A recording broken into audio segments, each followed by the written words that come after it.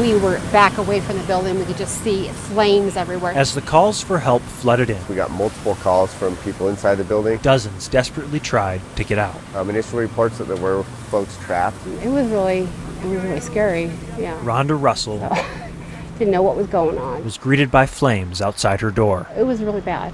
It was just a nightmare. While she and her husband made it out, 10 of her neighbors needed help. 10 patients have been transported to area hospitals now. We'll see out. Just hope for the best. That's all you can do is hope that it'll be okay, so. Hope on days like this is difficult to see. The fire is under control. We're working on some hot spots at this time. Unfortunately, there have been 2 fatalities associated with this fire.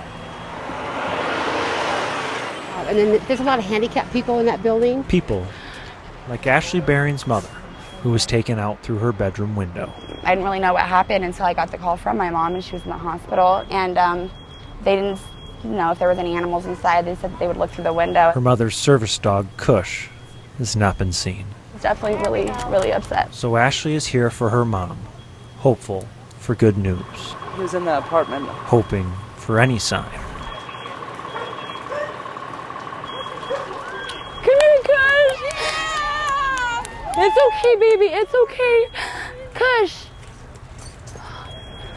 Oh my God. But he was sitting in there shaking, just on our bed waiting. He's just waiting for Mama to come back. It's okay, yes. Here, he's just really shook up. They said that they, looked in and he put his head up, and we're just happy that he's okay. Thank you. Her mother, still in the hospital, still doesn't know. He's okay, Mom. They just pulled him out of the window. Kush is okay. He was still in the house. Yeah, he's okay. And then I will give him a hug. He couldn't see very well. For this family, there's a glimpse of hope. He's just exhausted. It's needed after such a hopeless morning. All right. I love you, Mom. I'll see you soon. I'll give him a kiss for you.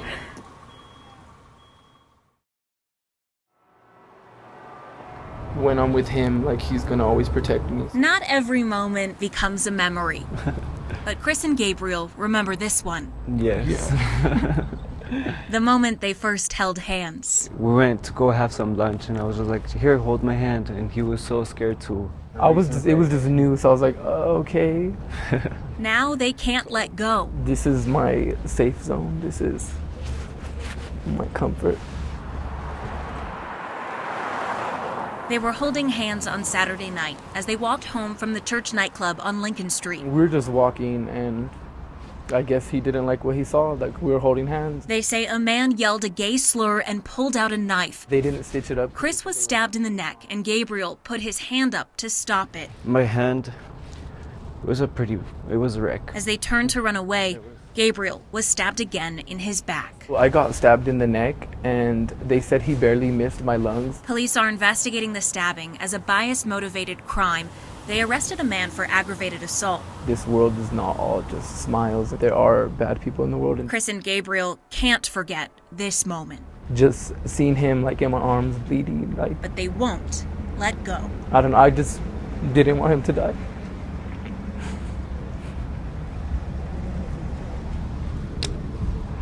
We just know that we could get through anything now, and this is just gonna make us that much stronger. Katie Eastman, 9 News.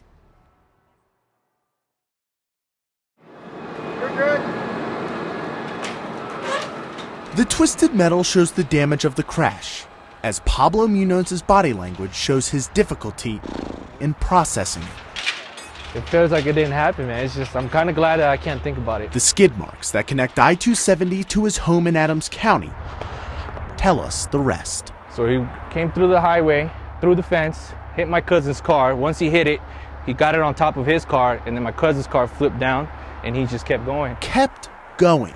Just a rush. Right into the room he and his 2-year-old daughter were in. As soon as I turned around, the whole side of my house was taken. So the whole opening was open. So my first instinct was I just grabbed my daughter, grabbed her, ran out of the house. State Patrol says the driver was heading west on the interstate when he apparently had a seizure. He went to a hospital and troopers aren't sure of his condition. Good? Yeah, I'm good. As for Pablo, Yeah, I'm fine. I'm more worried about Sudi than anything. His daughter. aside from some shock, he and his daughter escaped unharmed. It makes it more real, you know. If you have a kid, you know that adrenaline. Adams County says they'll need to condemn the home. Sorry. Nah, it's all right. I was teasing him. I go, we're the only guys that ever got a Sunday inspection by the head guy, too. Oh, I know, right? Now Pablo wonders what's next for his family of 2. You don't see that every day. In Adams County, Dan Grossman, 9 News. Every day is an opportunity to learn something. If there was a day to show the unpredictability of an officer's job, today is that day. Since 2009, Littleton police officer David Ford has worked traffic. One moment, he's checking on kids at the park. The next, It started up by the road. assisting firefighters with what they do best. There's no fire hydrant here. When I was little, I didn't really realize this, but now I look back, my role model, the father figure, as you would put it, was actually Officer Ritchie with the Lakewood Police Department and the DARE program at Belmar Elementary. That officer, that role model, made the difference. Coming to school and seeing that officer and just, I don't know, it made me feel good when I was little. David started his own program with Littleton PD, So it's one of those things where I find underprivileged children. Shop with a Cop, spending $100 alongside a police officer, all at no cost to the kids. Donors front the money every year. Just try to build those bonds with the kids and just, give them a Christmas they may not have had normally. My daughter's asking why I can't sit, and wife says because he's famous. I'm like, yeah, big fish, small pond. Today, he's here with his family. Spending the first Christmas with my kids and just having that magical moment of opening the President's Christmas morning and knowing that in the community that I work for, not everybody gets to share that moment. Being awarded the first Unparalleled Community Impact Award. So today's recipient is Officer David Ford. Front and center. I think it's backwards, Chief. I think David knows he's not here if they're not here. through a lot of work, her and I have built a beautiful family. I couldn't be more proud of my children, Colton and Jade. Here for him, here for his work. I thank every single one of them for being here for me. Sorry. Here. Because in middle school, he met a police officer.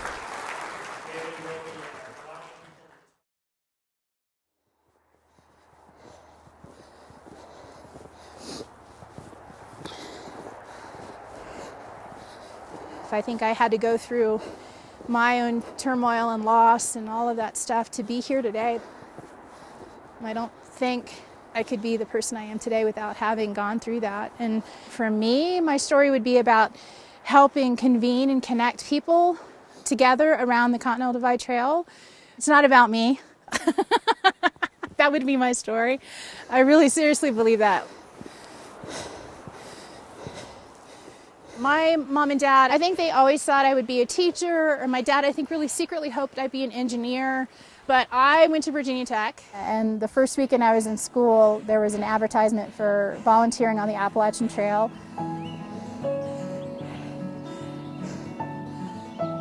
And so I went out that weekend, and I had a Pulaski in one hand and then loppers in the other hand, and the AT is known for its white blazes, and I asked the trail supervisor, so what's this white blaze thing again? I never heard of the AT.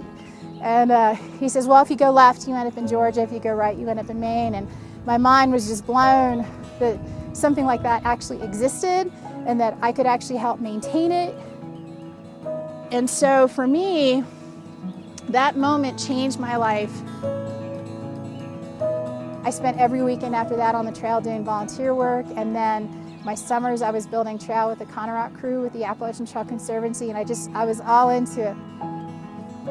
Most people who hike it never know what goes into building a trail, and that's the beauty of it. If they think it was just naturally there, then you've done a great job. I think I just got hooked in that moment. I remember having this conversation with my dad when I got the job with ATC, and I remember calling home and like, I got this job, I'm getting paid $16,000 a year, I have full health benefits, and I can buy a truck and feed the dog. And my dad, there's just like dead silence, and I think they thought I was crazy. But being the parents they were, they let me do it. And they encouraged me, if I was gonna do that, to be the best I could be at it. And then had an opportunity to come out and work with the Continental Divide Trail in 2007. And when I think about what we've done with the Continental Divide Trail Coalition, and today, we're 96% complete with the CDT. And while we have a 3,100 mile long dream, we still have a couple hundred miles that aren't connected. And so that's 40 years today. We're celebrating the 40th anniversary this year, but we still have some work to do in the next 40 to finish this trail. This is, for me, a really special place because it helped me kind of start the healing process after losing two really important people really close together. My mom's name was Candelaria, but she went by Gloria, and my dad's name was Alex Martinez. Losing your folks the way we did, we lost them in 36 days apart from each other, holding both of their hands as they passed away. I know that there's no way, if that hadn't happened and I didn't discover how strong I was, I couldn't be here today. There's just no way. This was the first place I came to, and it's where I connected to them after they passed away. And I still feel them here because I knew how important the CDT was to me. And I fight for this because I fight for them and their memory and everything that they built in me, the independence, the passion to be a good person. It's here.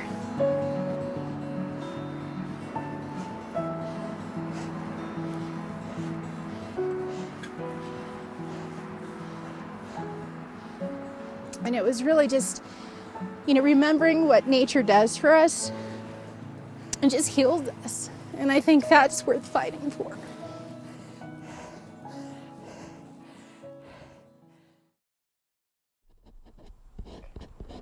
And they're little art pieces on their own.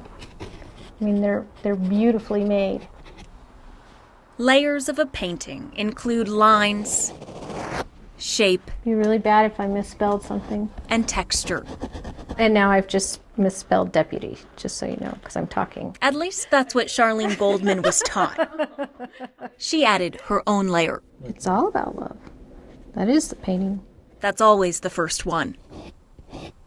This canvas is covered with badges borrowed from Colorado first responders. I think 34 altogether. Unlike anything she's ever created. Alrighty. But like all her paintings, I love you too. Love is how it begins. Okay. Nene. Okay. And she really catches the... Charlene fell for Mark 3 years ago. What's the word I'm looking for? The emotion or the atmosphere of the moment. A painting of his police motorcycle meant I love you. I had no idea she was going to paint it. She saw beauty. They're exquisite. Where he saw routine. I was the 86th person hired in 1982. I never looked at it as art. It's something that I'm proud of and always have been. Because, we earned it. But I never looked at it as art, and she sees art in everything. Even on days like this when beauty is tough to see. I still feel the emotion, every time I think about it.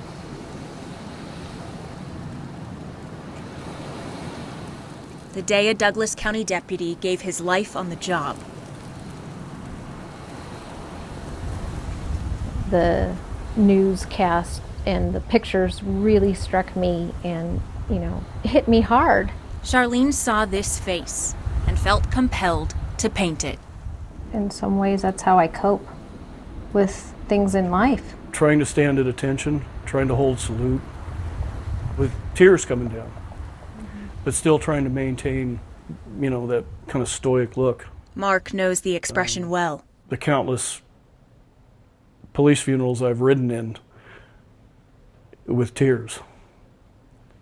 And I think that, that picture captured that almost perfectly, of all the emotion involved. It still comes back even 2 decades after Mark lost his close friend. The other guy was hiding in a hallway with a rifle, and when Bruce peeked around the corner, he got shot. And then a gunfight ensued. A fellow Denver police officer. And I saw what his wife went through. That was a lot of motivation why the Fallen Hero Foundation, I think, is a wonderful thing. These people help make the world go round. This painting is for them, to raise money for the families left behind. But you can't dwell on it or nothing's going to get done. You're just going to cry. There is more than one layer of love in Charlene's painting. I just want to pay homage to those who gave up their badges. The love of art itself. I certainly wouldn't be doing it if I didn't love it. Love of the man who inspired it. It's a piece of your heart that you're giving away. And a love for the person behind every badge. It's something personal that, she's given from her heart. Katie Eastman, 9 News.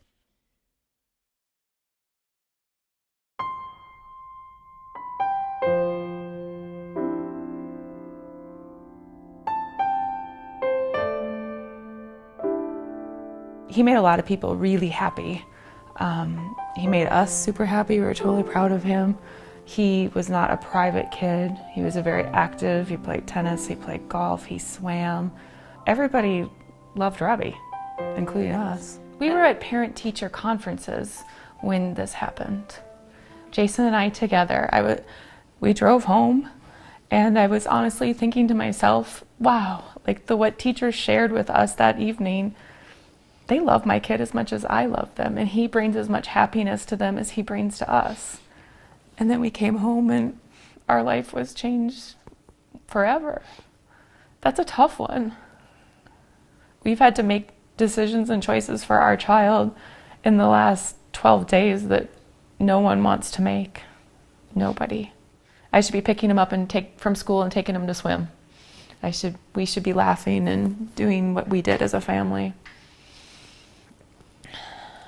This is incredibly messed up if kids like this think that they don't have any other option, because that's so not the case. Nothing is so bad that you have to take your life for it. And unfortunately, we're never going to have the answers to that.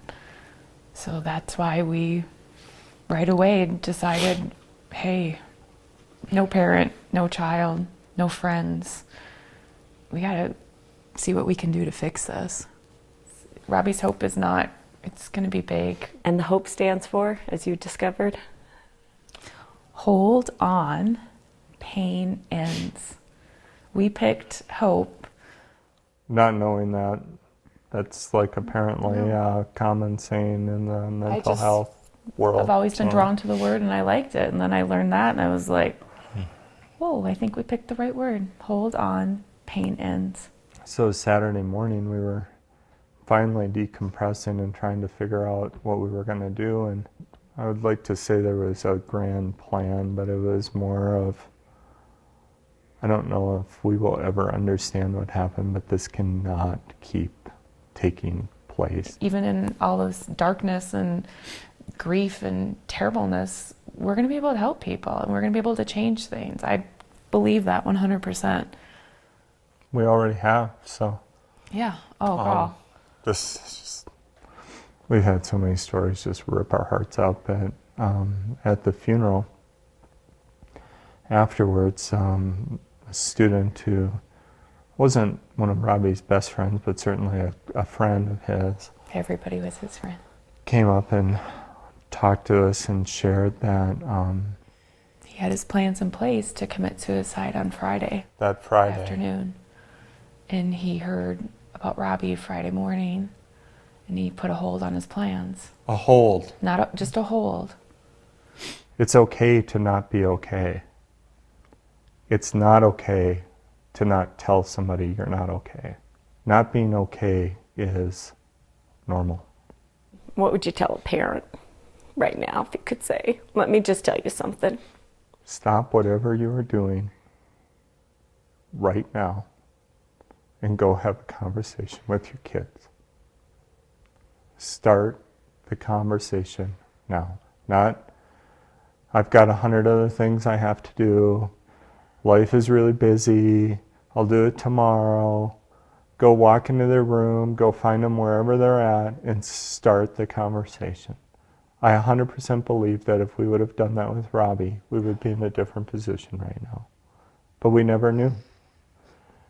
So even if you think your child is 100% fine, I can tell you as a living example, that is a really bad assumption to make. So go talk to him.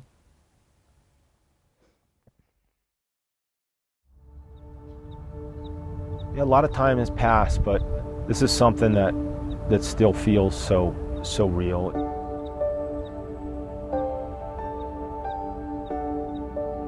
And he always kept me in line, gave me good advice. He was my older brother.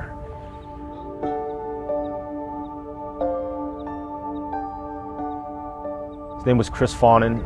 He worked for Cantor Fitzgerald, and he was on the 103rd floor. We didn't hear from him that day. And when that tower fell, it was so devastating. But we held up hope, and I got online with a friend, and she was in there when it struck. It was probably 3 o'clock in the afternoon, and she sent me a note because I asked her many times and said, "No, Michael, she hasn't seen." She hadn't seen anybody from Cantor, and that's when I knew. That's when our family knew.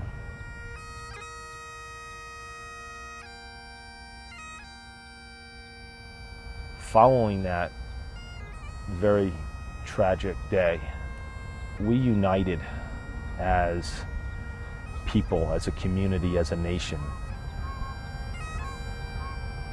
And you think of what occurred that day, people helping each other, bringing them to safety, risking their own lives without a thought of themselves. My neighbor, drove up here today because he knows the depth of this, and he didn't know Chris, and it's that type of compassion that it helps you get through days like today and situations that arise, and I take a lot of comfort in that. Welcome everyone. Today's Wednesday, April 18th. Around here, we only have one bill on our agenda for today. You might consider necessity the mother of dissension. But this bill is not the answer. For years, Colorado patients have told legislators of the need. It must have been a mistake. The need for more protection from surprise medical bills. In December, I received a notice from a collections company. Since 2015, not once. That motion fails 4-5. Not once has any surprise billing legislation made it out of committee. No, that fails 3-2. This bill isn't necessary right now. Fails on a vote of 3-2. And onto the Senate floor. A failure that continues to result in consequences for people like... I'm actually studying to be a nurse. Like nursing school student Emmy Kamei. I'm not sure. I have a feeling of uncertainty right now.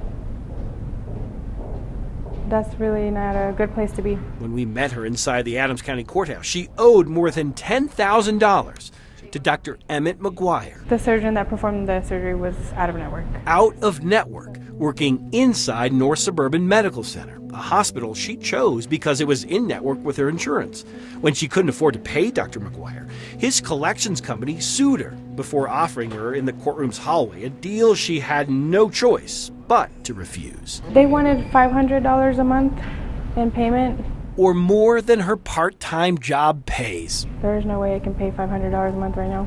The attorney suing her is Ruth Sharp. She works for a collections company known as Credit Systems, Inc., a company with an eagle grasping cash on its website. When people don't pay, Sharp has placed liens on homes, more than 170 since the start of last year. We spent months trying to ask her questions. Can I ask you just about some balanced billing laws in the state of Colorado? I cannot talk to you about any cases I am involved in. I'm not asking you about cases. I'm asking you about the balanced billing law in the state of Colorado. When we found her in the courthouse, we tried to ask a few more. Are you familiar with the law? Ruth, are you familiar with the law? Not talk to you. Why are you not talking to us? Ruth, why can't you talk to us? So she wouldn't say why she sues on behalf of so many surgeons. But we know this. In the state of Colorado, the law lets her do this. She could sue you for thousands, put a lien on your home, all for a surgery done inside a hospital you chose. A surgery done by a surgeon who you had no way of knowing didn't take your insurance. But consumers are the ones that are really hurt by this. Republican State Senator Bob Gardner has twice co-sponsored legislation to protect patients from so-called surprise bills. Consumers are often caught in the middle. Senator Hill? No. Senator Jones? Yes. Last session, his most recent bill died on a 3-2 vote in committee. No. Why? He replied by offering a who. If the Colorado Medical Society supports the legislation that you had last year, does it get passed through the committee? I think that's likely. Yes, the Colorado Medical Society, or CMS, the state's largest organization of doctors, some of whom continue to aggressively go after out-of-network bills. Gardner's Democratic co-sponsor was even more blunt about CMS's role. Who killed your bill last year? CMS. Representative Danae Esker says the problem remains a problem because those in power like where they are. If you start to shake anything up too much and you threaten that profitability one way or another, a lot of people stand up and say no way. Last session, CMS spent $200,000 lobbying Colorado legislators. It's contributed $80,000 to the re-election campaigns of the 14 senators who have killed surprise billing legislation. It has a strong voice around here.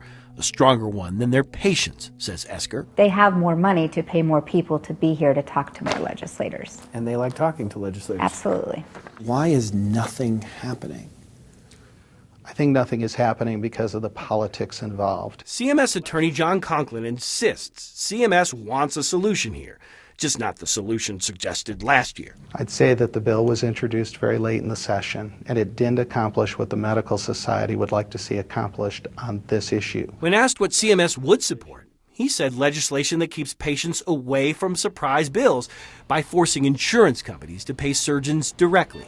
Something insurance companies will likely fight because they'll likely have to pay more. Yes. And that is something Kame knows all too well herself.